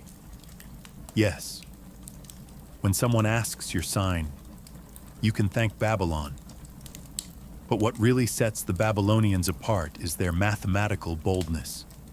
They tracked planetary motion, even retrograde paths, and used arithmetic methods to approximate celestial cycles, not geometric models. Mind you, that would come later with the Greeks, but arithmetic that worked. And for practical purposes, that was more than enough. They saw the universe as a ledger of patterns, a giant machine of repeating cycles, and their astronomers were not just mystics or priests. They were early scientists, hunched over tablets, decoding the rhythms of the cosmos in symbols and numbers. In the dark, they wrote the sky. While the Babylonians were busy predicting eclipses, the ancient Egyptians were syncing their entire civilization to the stars, quite literally, in the Nile Valley. Astronomy wasn't just a curiosity, it was survival. And at the heart of it all was a single star, Sirius, the brightest light in the night sky. The Egyptians noticed something extraordinary each year, just before the annual flooding of the Nile. Sirius would reappear on the horizon during dawn. This event, known as the heliacal rising of Sirius, became the cornerstone of their calendar. That wasn't just poetic, it was vital. The Nile's floodwaters determined crop cycles, and missing that window could mean famine. So the Egyptians created a 365-day solar calendar, divided into 12 months of 30 days, plus 5 festival days. It was remarkably close to our modern calendar, centuries before Julius Caesar ever got involved. But the Egyptians didn't stop with Sirius. They tracked the sun, moon, and stars from their temples, many of which were aligned with astonishing astronomical precision. The Temple of Karnak, for instance, was oriented so the sun would rise directly through its axis during the summer solstice. Other temples lined up with the rising and setting of stars considered sacred. And then there were the pyramids. The Great Pyramid of Giza, constructed around 2560 BCE, was aligned almost perfectly with the cardinal points. Its shafts may have been pointed towards specific stars, possibly Orion and Sirius, hinting at a celestial connection between the heavens and the pharaoh's journey into the afterlife. This wasn't just burial architecture, it was cosmological engineering. Egyptian priests often served double duty as astronomers. They observed the skies not only for ritual timing, but for signs, omens, and the will of the gods. Astronomy, theology, and governance were tightly interwoven. To rule Egypt was to understand the sky. What's remarkable is that without telescopes, without even lenses, they developed an entire system for tracking time, orienting buildings, and forecasting natural events, all based on patient observation and relentless precision. The Egyptians didn't look at the sky for entertainment. They looked up and saw a divine clock, ticking with purpose, echoing eternity, deep in the jungles of Mesoamerica, long before Europeans set foot in the New World. The Maya were building one of the most sophisticated astronomical systems the world had ever seen. Without metal tools, without wheels, and without telescopes, they mapped the movements of the sun, moon, planets, and stars with a precision that still baffles modern scholars. To the Maya, astronomy was not a luxury of the learned elite. It was the framework of society itself. Their rulers were seen as cosmic intermediaries, and every major political or religious event was timed to match a celestial counterpart. Eclipses, solstices, equinoxes, and Venus cycles weren't just observed. They were used to legitimize power. One of their most striking achievements was their tracking of Venus. The Maya noted that Venus disappeared and reappeared in the sky in a repeating cycle of 584 days, and they tied this rhythm into their ritual warfare and calendar systems. The Dresden Codex, one of the few surviving pre-Columbian manuscripts, contains a Venus table that tracks the planet's movements over hundreds of years with an error of less than 1 day. They didn't stop there. The Maya developed a complex, long-count calendar capable of tracking dates over spans of thousands of years. They understood the solar year with incredible accuracy, about 365 quantiform 20 days, remarkably close to the modern value. Their calendar systems were so refined that multiple ones ran simultaneously. The 260-day ritual calendar, Tzolk'in, the 365-day solar calendar, Harb, and the long count for historical chronology. And the observatories. They didn't have glass domes, but they had stone genius.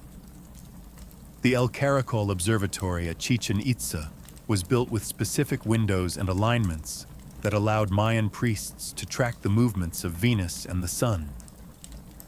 Temple staircases and shadow effects were timed to equinoxes, like the famous serpent shadow that slithers down El Castillo during the spring and autumn. The Maya weren't just watching the skies. They were synchronizing their civilization with them. Their kings ruled by the stars. Their temples rose in tune with solstices, and their wars were timed with the wanderings of Venus. They didn't just read the cosmos. They wove it into the fabric of life.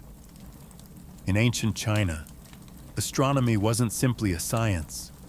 It was a matter of state. The emperor, regarded as the son of heaven, ruled with the mandate of heaven, a cosmic endorsement that could be revoked if the stars sent the wrong message. That made astronomy both sacred and political. If the sky changed, so could the dynasty.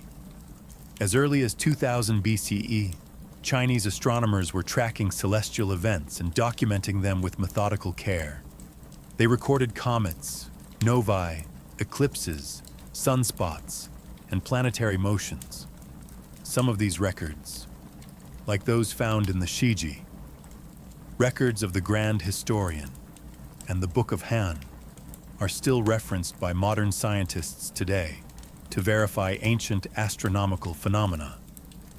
Perhaps most remarkable is their documentation of a supernova explosion in 1054 CE, visible in daylight for 23 days.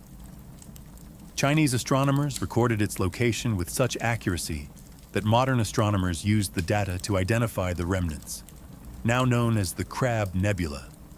But China's astronomical prowess didn't rely on mystical interpretation alone. They developed mechanical devices, such as armillary spheres and gnomons, shadow-casting rods, to measure the altitude of the sun and the positions of stars. In fact, the Chinese had working water-powered celestial globes and astronomical clocks centuries before Europe caught up. Chinese astronomers divided the sky into 28 lunar mansions, similar in concept to Western constellations, and used them for both navigation and timekeeping. They also created the Chinese lunisolar calendar, which balanced lunar months with the solar year, and remains in use today to determine traditional holidays like the Lunar New Year. One of their key contributions was the meticulous recording of eclipses. They not only predicted solar and lunar eclipses, but sometimes tied them to dynastic omens.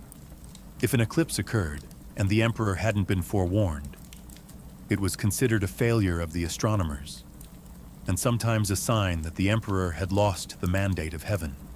In short, astronomy in China wasn't tucked away in a scholar's study. It stood at the very core of governance, divinity, and national survival. The stars didn't just tell time, they told truth, and the empire listened. In ancient India, astronomy was never a separate discipline. It was interwoven with philosophy, ritual, mathematics, and metaphysics, known as Jyotisha, the science of light. Indian astronomy began as a tool for determining auspicious timings for rituals, but evolved into one of the most mathematically advanced systems of celestial observation in the ancient world. The earliest references to celestial events appear in the composed around 1500 BCE. These sacred texts mention the sun, moon, and planetary cycles, as well as the division of the sky into 27 nakshatras, lunar mansions that formed the core of early Indian sky mapping. These nakshatras were tied to both mythology and calculation, forming the basis of astrological charts and calendars still used in India today. But Indian astronomy wasn't just poetic. It was shockingly precise. Ancient scholars developed models for the solar year that were more accurate than the Julian calendar introduced much later by the Romans. The Surya Siddhanta, a foundational astronomical text compiled around 500 CE based on earlier knowledge, describes the Earth's axial tilt, the elliptical orbits of planets, and even the concept of gravity, centuries before Newton. Perhaps the most revolutionary figure in Indian astronomy was Aryabhata, who in 489 CE proposed that the Earth rotates on its axis daily, a theory rarely entertained in other parts of the world at that time. He also calculated the length of the solar year at 365.28 days, just a tiny fraction off from modern values, and developed advanced trigonometric functions to assist in astronomical calculations. Indian astronomers also created sophisticated sign tables, worked with decimal notation, and used shadow instruments and armillary spheres to measure angles and altitudes. Observatories were often aligned with solstices, equinoxes, and planetary conjunctions. But beyond technical achievements, Indian astronomy carried a cosmic elegance. The universe wasn't just a machine, it was a cycle, a dance of time and space unfolding endlessly. Astronomy wasn't about domination over nature, it was about harmony with it. In the Indian worldview, understanding the heavens was a way of understanding the self, a geometry of spirit where planets moved not just across the sky, but through the soul. If other civilizations looked to the sky for guidance, ritual, or survival, the ancient Greeks looked up and asked, why? Why do the stars move? Why do planets wander? And most importantly, can the cosmos be explained by reason? Greek astronomy marked a turning point in humanity's relationship with the heavens. Where others saw patterns and portents, the Greeks sought laws. They weren't just observers. They were theorists, trying to code the sky using mathematics, geometry, and philosophy. It began with Thales of Miletus, one of the first to suggest that celestial phenomena had natural causes. Then came Anaximander, who imagined the Earth floating in space, unsupported, and suggested that the heavens formed a sphere. These ideas may sound crude today, but for their time, they were revolutionary. The true leap came with Pythagoras, who viewed the cosmos as a system of perfect harmony, a music of the spheres governed by mathematical ratios. His followers believed the universe could be understood through numbers, laying the foundation for theoretical astronomy. But it was Aristarchus of Samos who came closest to modern truth.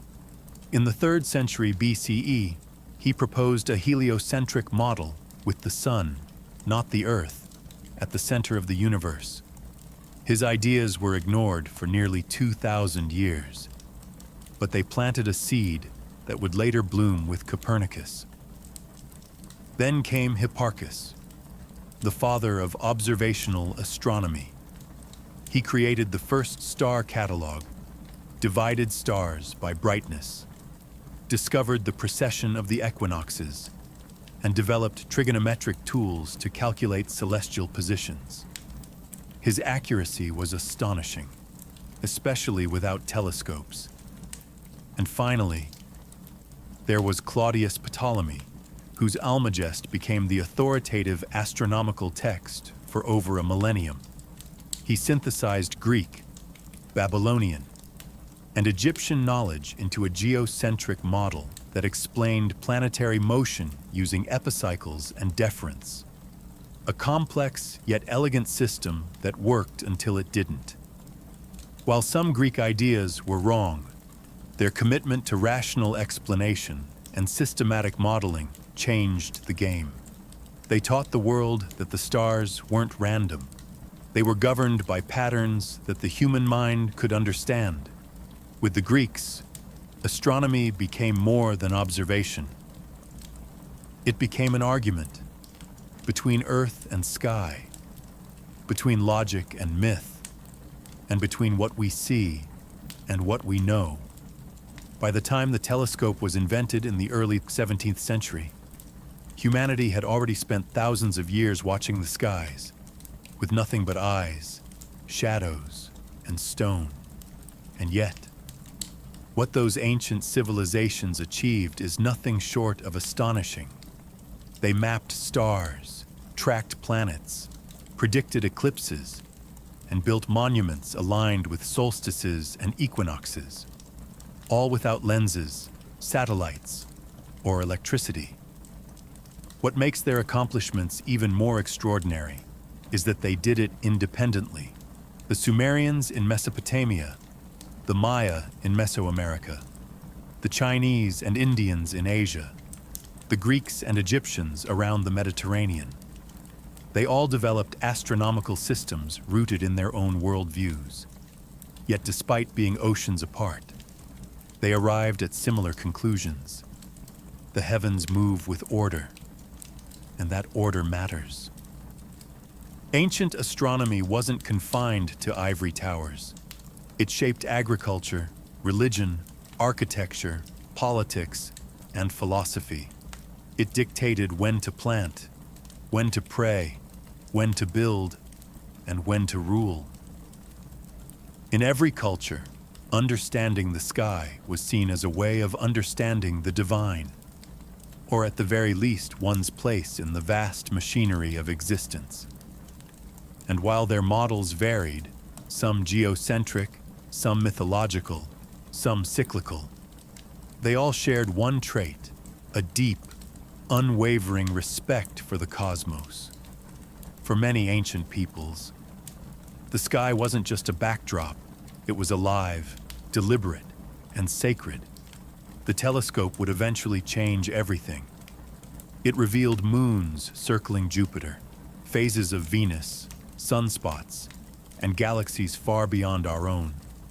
But the groundwork, the patient mapping, the systematic records, the sheer curiosity that belonged to the ancients. Today we carry their legacy every time we check a calendar, map the stars with a phone app, or celebrate a solstice. Every GPS satellite and space mission is built on a foundation they laid in clay, stone, and papyrus. They didn't know about black holes or cosmic microwave backgrounds, but they asked the right questions. They looked up, and they noticed, in the darkness. Without knowing it, they became the first scientists. Quietly, faithfully, they wrote their questions in the sky, and thanks to them, we now have the tools to look deeper, not just into space, but into our own origins. In 1803, something unprecedented happened. A young republic, barely 3 decades old, bought a landmass so vast it doubled its territory overnight. The Louisiana Purchase wasn't just a real estate deal. It was a geopolitical thunderclap. With the stroke of a pen, the United States acquired more than 828,000 square miles of land from France, stretching from the Mississippi River to the Rocky Mountains. 13 future states would eventually rise from this vast, fertile terrain. And the price? A cool $15 million, roughly 4 cents an acre. But what makes this even more extraordinary is that no one, not even the Americans, saw it coming. At the time, President Thomas Jefferson had one goal: to secure access to the Mississippi River and the crucial port city of New Orleans. The young nation was heavily dependent on river trade. Farmers in the Ohio Valley needed to float their goods south, and whoever controlled New Orleans held the keys to economic survival. Jefferson authorized diplomats to offer France up to $10 million just for New Orleans and some nearby lands. That's it. But when those diplomats arrived, they were blindsided. The French had a counteroffer. Not just New Orleans.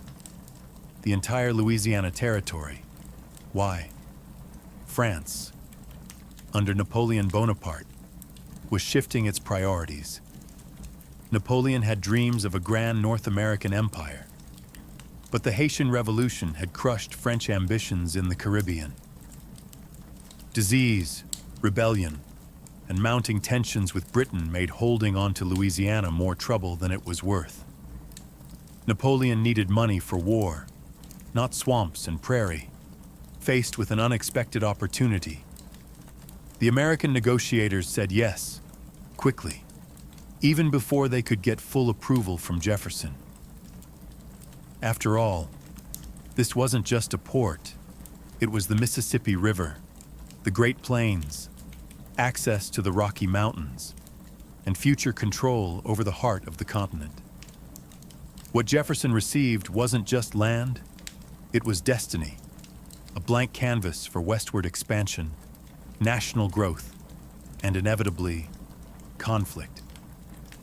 But while newspapers celebrated, one truth was ignored. This land was not empty. It was already home to dozens of native nations, each with their own histories, alliances, and claims. And so, a deal made in Paris would not only reshape maps, it would alter lives across an entire continent. At the heart of the Louisiana Purchase stood one man with a crown and a headache: Napoleon Bonaparte. In 1803, the French emperor was fighting on too many fronts: in Europe, in the Caribbean, and in his own treasury. And so, in an act that shocked nearly everyone involved, he offered to sell off a third of North America to the very country he had once hoped to block from continental power. It hadn't started that way. Just a few years earlier, France had secretly acquired Louisiana from Spain under the Treaty of Saint-Ildefonso. Napoleon had grand dreams of restoring a French colonial empire. Louisiana would feed Saint-Domingue, the crown jewel of France's Caribbean colonies, today known as Haiti, with wheat, meat, and supplies.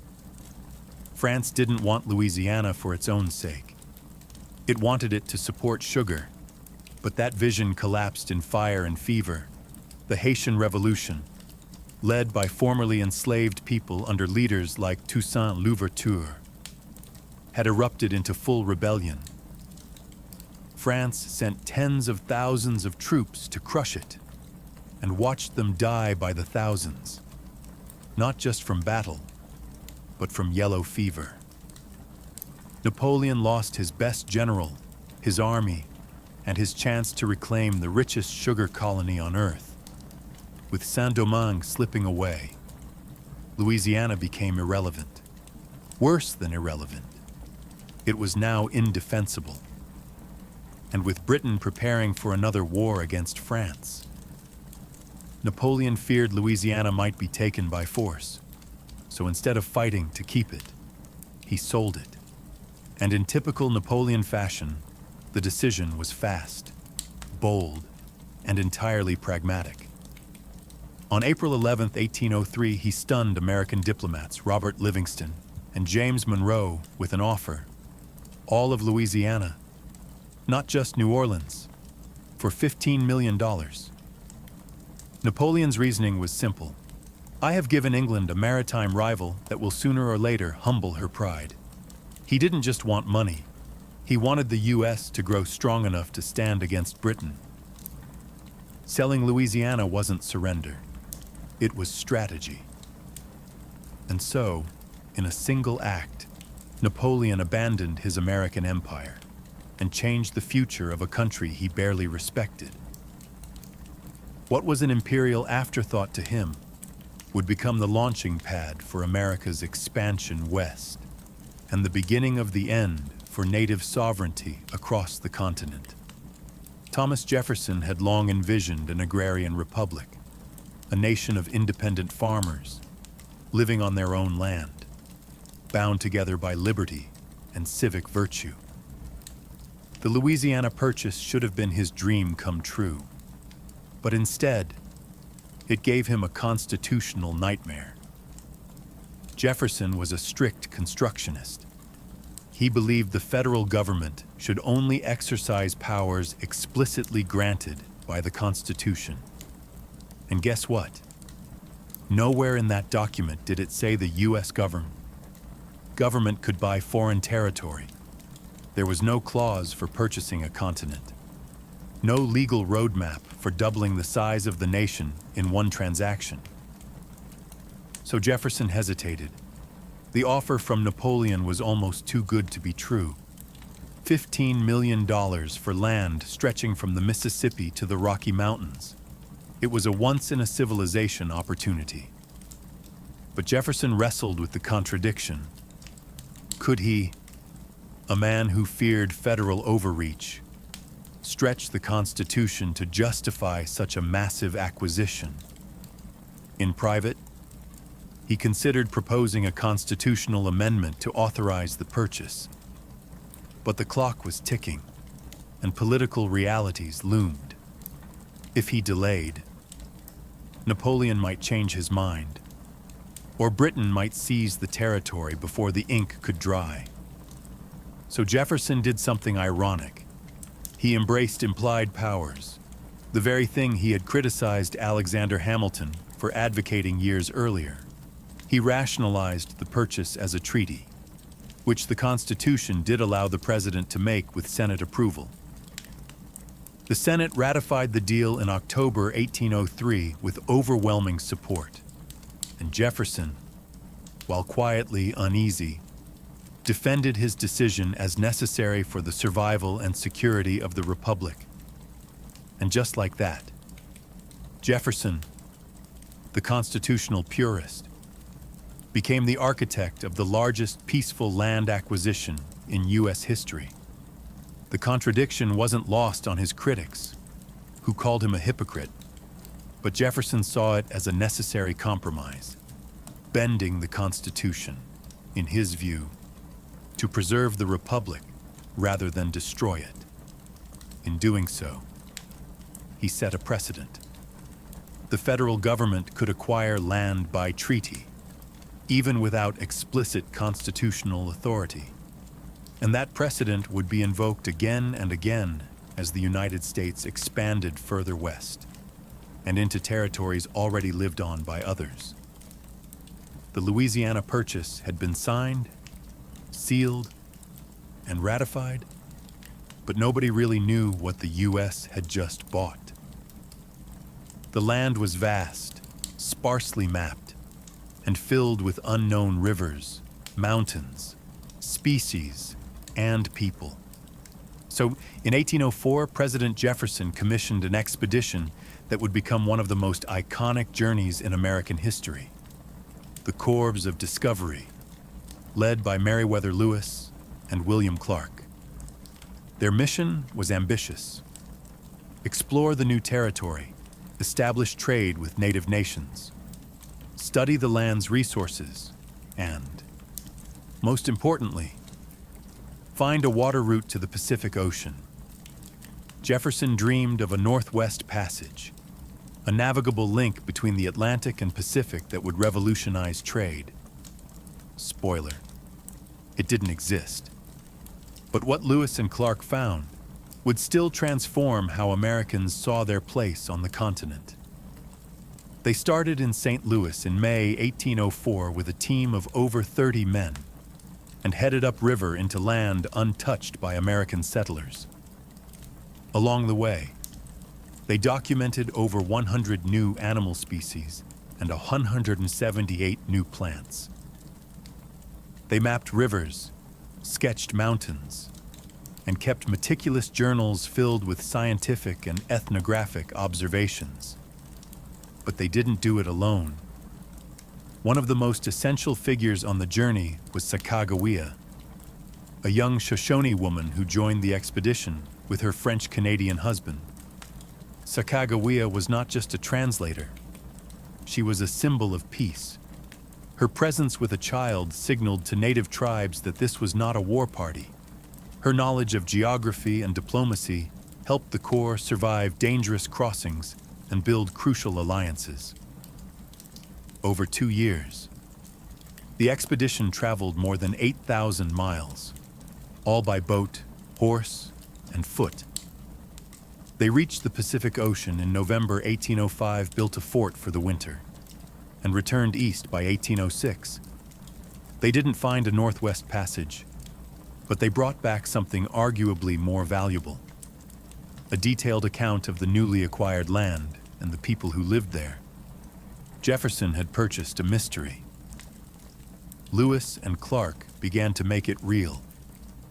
But while their reports inspired dreams of westward expansion, they also foreshadowed something darker: the coming pressure on indigenous nations and the inevitable push toward conquest under the banner of discovery.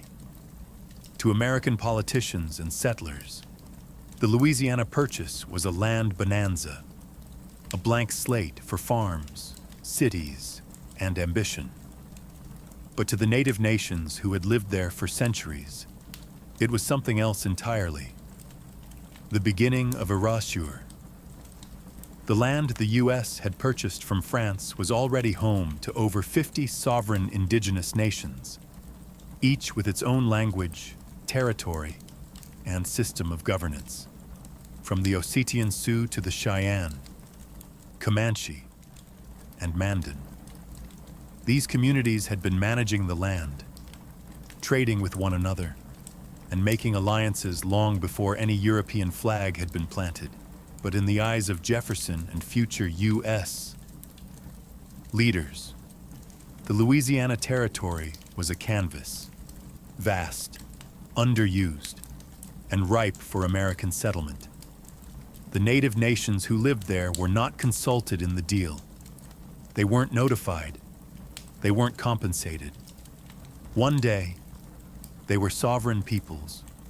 The next, they were declared subjects of the expanding American Republic. Jefferson believed native people could either assimilate into American society or relocate, peacefully if possible, but forcibly if necessary. In private letters, he wrote that as settlers moved west, indigenous people would have to move westward too, or perish. It wasn't yet called removal, but the idea was already forming. This pressure intensified after the Lewis and Clark expedition returned with news of abundant land and natural wealth. The federal government began negotiating treaties, many of them deceptive or coercive, to claim land and push tribes farther west. In some cases, military force backed these efforts. In others, it was disease and displacement that did the work. The Louisiana Purchase marked the start of a new phase in U.S. expansion, manifest destiny, before it had a name. The belief that the United States was meant to control the continent had its legal foundation in this sale, and its moral cost in the lives and lands of native nations. For indigenous peoples, the Louisiana Purchase was not a transaction. It was a trespass. It redrew maps that had never been theirs, erased boundaries that had never been acknowledged, and unleashed a wave of settlers who came not to trade, but to take. And that wave was only just beginning. The Louisiana Purchase was hailed as a triumph, a peaceful acquisition of territory that nearly doubled the size of the United States. But while the land deal was clean on paper, the reality on the ground was anything but.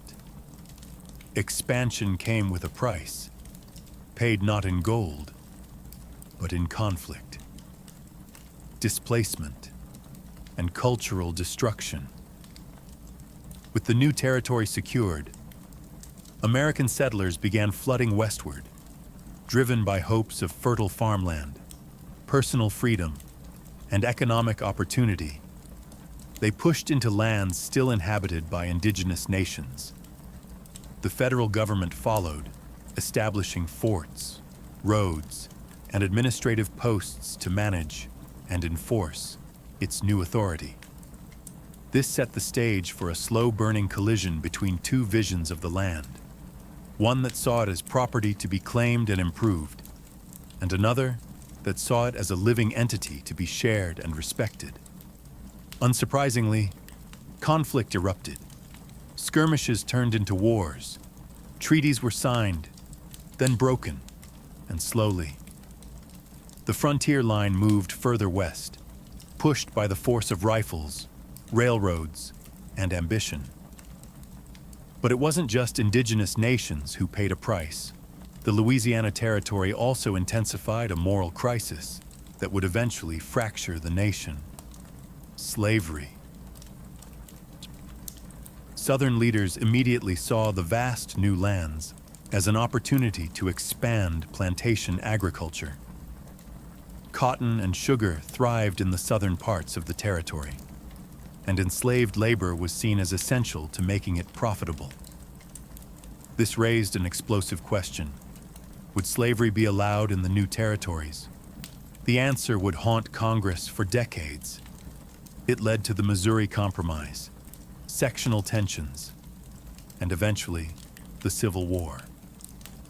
The Louisiana Purchase didn't just stretch America's borders, it stretched its political fabric to the breaking point. And there were environmental consequences too. The rivers were dammed, the plains plowed, the buffalo nearly wiped out. The transformation was rapid and irreversible. What had once been a landscape shaped by fire, herds, and indigenous stewardship became a patchwork of farms, fences, and industrial extraction. In seizing the land, the United States also inherited the burden of what it had done, a legacy that still echoes in debates over land rights, tribal sovereignty, and reparations. The land may have been purchased, but the real cost is still being paid. Once the ink dried on the Louisiana Purchase, a new question emerged. How exactly do you govern a territory so vast it defied imagination? The land stretched over what would become all or part of 15 modern U.S. states, from Louisiana to Montana, and from the Dakotas to Colorado.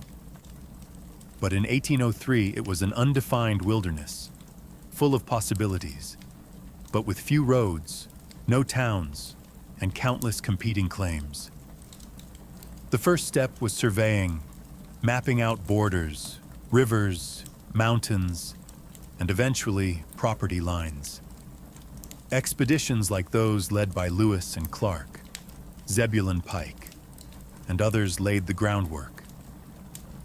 Cartographers, land speculators, and military engineers followed, drawing maps that would slowly become county lines, reservations, and state borders.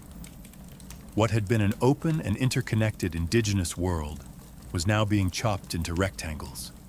Congress passed laws to organize the territory, first as military districts, then as organized territories, each with governors appointed by the federal government. These new administrative units followed the pattern established by the Northwest Ordinance. Once a territory had enough settlers, it could apply for statehood, but not all borders were drawn with logic or justice. Take the creation of Missouri in 1821, the first state carved from the Purchase. Its admission triggered national uproar because Missouri wanted to allow slavery. The resulting Missouri Compromise drew an imaginary line across the Purchase. Slavery would be allowed south of it, banned to the north. That single line would haunt American politics for decades, as each new state's status threatened to tip the balance between North and South. Meanwhile, white settlers poured into the new territories, often ahead of the law. They claimed land through preemption, squatting, and, increasingly, through federally sponsored land grants. Native peoples, even those with existing treaties, found their lands suddenly reclassified, first as territory, then as open land, then as someone else's farm. And while maps were being filled in, they were also erasing native trails, erasing seasonal migrations, erasing indigenous names, and replacing them with names like Jefferson City, Baton Rouge, and Fort Pierre. Borders, in this new vision of America, weren't just lines on a map. They were tools of control, ways to claim, divide, sell, and govern land that, just a few years earlier, had belonged to no president, no state, and certainly no empire. The Louisiana Purchase didn't just reshape America's borders, it redefined its identity. With one diplomatic stroke, the United States went from a coastal republic hugging the Atlantic to a continental power stretching toward the unknown. It was the first great leap of manifest destiny, even before the term existed, and it set the tone for the next century of expansion, conquest, and reinvention. Politically, the Purchase established the precedent that the federal government could acquire new land through treaty, even without clear constitutional guidance. That precedent would be used again with Florida, Texas, Oregon, Alaska, and Hawaii, the U.S. became not just a country, but a collector of territory. A nation always looking westward. Culturally, it fed a new kind of American myth, that of the frontier. The Louisiana Territory became the backdrop for stories of rugged settlers, daring explorers, and wide-open possibility. But for every pioneer's dream, there was a native nightmare, a memory of land lost, treaties broken, and people pushed further into exile. Economically, the impact was staggering. The Mississippi River became the artery of American commerce. Cities like St. Louis, New Orleans, and Kansas City grew into vital trade hubs.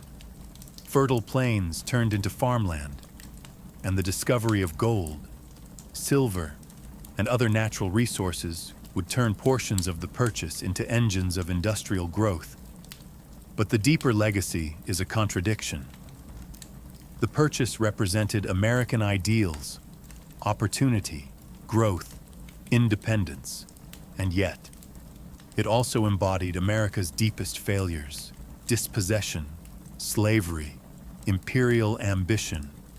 It's a story of triumph written on land taken from others, often violently. Today, the boundaries of the Louisiana Purchase define states that millions call home. Highways crisscross where buffalo once roamed. Fields of wheat now grow where sacred grounds once stood. And yet, beneath the soil and asphalt, the memory of that purchase still lingers, not just as a transaction, but as a turning point. The United States was forever changed by it. So was the world. But the question remains, was the cost purely monetary? Or was it, as many would later argue, measured in lives, cultures, and landscapes that could never be bought back? In the end, the Louisiana Purchase was more than a land deal.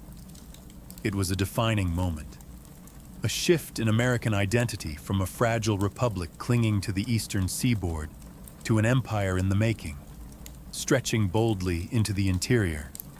The ink dried in Paris, but the consequences echoed across prairies, rivers, and generations.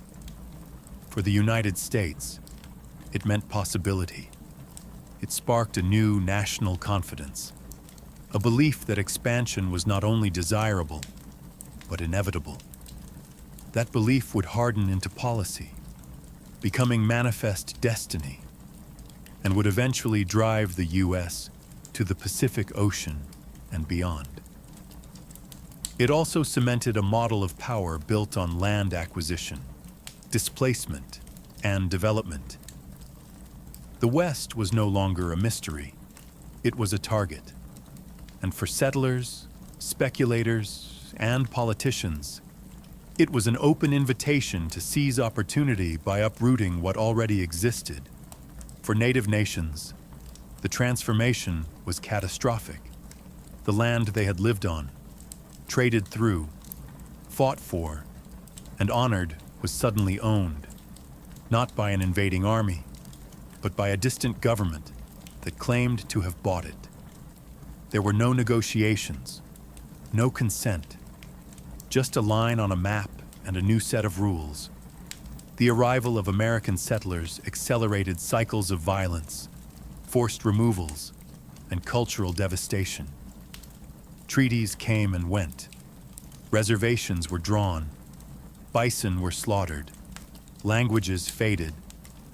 By the time the dust settled, the native presence in the Louisiana Territory had been largely confined, silenced, or erased, though never extinguished.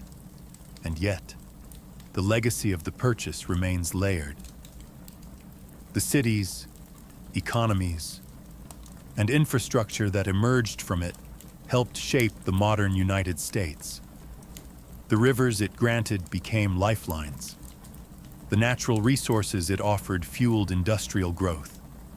The space it opened allowed for innovation, diversity, and reinvention. But the shadow of that deal still lingers. The Louisiana Purchase stands today as a paradox, a bold diplomatic victory, and a blueprint for displacement. It's a story of growth and grief, of ambition and amnesia. It made the United States what it is, but it also forced a reckoning that continues to this day. How do you celebrate a land you never truly asked for and can never truly return?